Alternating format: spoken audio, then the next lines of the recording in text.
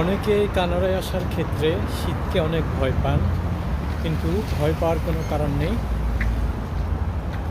আসলে শীত এখানে আছে, শীতের ব্যবস্থাও আছে, ভারী কাপড় চোপড় যেরকম আছে। আর আপনি ভয় না পেয়ে চলে আসেন, কেউ আসতে চাইলে অবশ্যই চলে আসতে পারেন, কারণ এখানে সব ব্যবস্থাই আছে।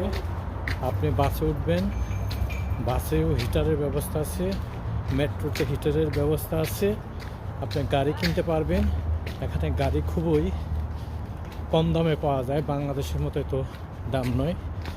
আর ড্রাইভিং লাইসেন্সটা পেতে একটু সমস্যা হবে, কিন্তু চেষ্টা করলে ড্রাইভিং লাইসেন্স পেয়ে যাবেন, গাড়ি কিনতে পারবেন। এবং শীত কোনো বিষয় নয়, এই সৌন্দর্যের কাছে শীত গরম সব কিছু কিন্তু হার মেনে যায়।